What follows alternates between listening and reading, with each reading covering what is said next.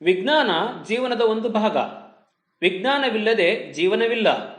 ವಿಜ್ಞಾನವನ್ನು ಒಂದು ವಿಷಯ ವಸ್ತುವಾಗಿ ಬೋಧಿಸದೆ ವಿಜ್ಞಾನವನ್ನು ಒಂದು ಜೀವಂತಿಕೆ ವಿಷಯವಾಗಿ ಕಲಿಸುವುದು ಪ್ರಮುಖವಾಗುತ್ತದೆ.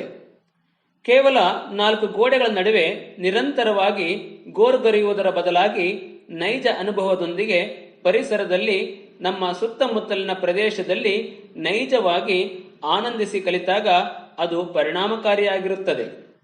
ಈ ರೀತಿಯ ಕಲಿಕಾ ಬೋಧನಾ ವಿಧಾನವನ್ನು ಹೊನ್ನಾಳಿ ತಾಲೂಕಿನ ಕಸಬಾ 2 ಕ್ಲಸ್ಟರ್ ವ್ಯಾಪ್ತಿಯ ಸರ್ಕಾರಿ ಹಿರಿಯ ಪ್ರಾಥಮಿಕ ಶಾಲೆ ಸೊರಟೂರಿನ ಸಹಶಿಕ್ಷಕಿಯಾದ ಶ್ರೀಮತಿ ಸುಧಾರವರು ತಮ್ಮ ವಿಜ್ಞಾನ ಬೋಧನೆಯನ್ನು ಕೇವಲ 4 ಕೋಣೆಗಳ ಮಧ್ಯೆ ಸೀಮಿತವಾಗಿಸದೆ ವಿದ್ಯಾರ್ಥಿಗಳಿಗೆ ವಿಜ್ಞಾನದ ಜೀವಂತಿಕೆಯ ಅನುಭವವನ್ನು ನೀಡಲು ಶ್ರಮಿಸುತ್ತಿದ್ದಾರೆ.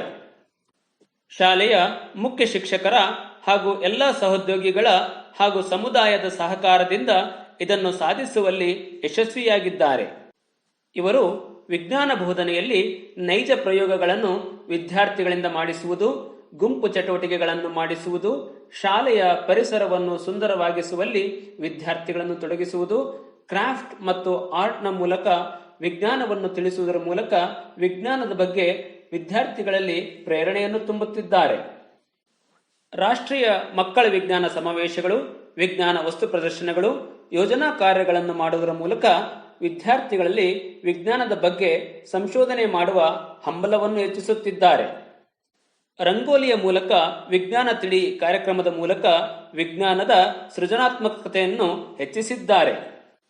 ಹೊಲಗಳಿಗೆ, ಜಮೀನಿಗೆ, ತೋಟಗಳಿಗೆ ಭೇಟಿ ನೀಡಿ ನೈಜವಾಗಿ ಕೃಷಿ ಪದ್ಧತಿಗಳು, ಕೃಷಿ ಚಟುವಟಿಕೆಗಳ ಬಗ್ಗೆ ತಿಳಿಯುತ್ತಿದ್ದಾರೆ. ಕ್ಷೇತ್ರ ಭೇಟಿ, ಕಾರ್ಖಾನೆ ಭೇಟಿ, ಹುಳು ಸಾಗಾಣಿಕೆ ಕೇಂದ್ರಗಳು, ಹೈನುಗಾರಿಕೆ ಇತ್ಯಾದಿ ಕೇಂದ್ರಗಳಿಗೆ ಭೇಟಿ ನೀಡಿ ವಿದ್ಯಾರ್ಥಿಗಳಿಗೆ ನೈಜ ಅನುಭವವನ್ನು ನೀಡುತ್ತಿದ್ದಾರೆ.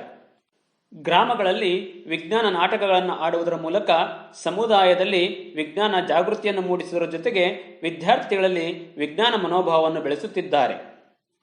ಶಾಲೆಯಲ್ಲಿ ವಿದ್ಯಾರ್ಥಿಗಳಿಂದ ವಿವಿಧ ವಿಜ್ಞಾನ ಮಾದರಿಗಳ ತಯಾರಿಕೆಯ ಮೂಲಕ ವಿಜ್ಞಾನವನ್ನು ಕಲಿಸಲಾಗುತ್ತಿದೆ.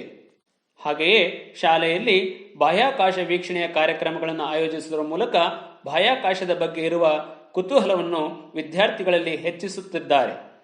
ಹೀಗೆ ಹಲವಾರು ಕಾರ್ಯಕ್ರಮಗಳನ್ನು ವಿಜ್ಞಾನ ಬೋಧನೆಯಲ್ಲಿ ಅಳವಡಿಸಿಕೊಳ್ಳುವುದರ ಮೂಲಕ ವಿಜ್ಞಾನವನ್ನು ಜೀವಂತಿಕೆಯ ಕಲಿಕೆಯಾಗಿಸುವುದರಲ್ಲಿ ಸದರಿ ಶಿಕ್ಷಕಿಯವರು ಯಶಸ್ವಿಯಾಗಿದ್ದಾರೆ.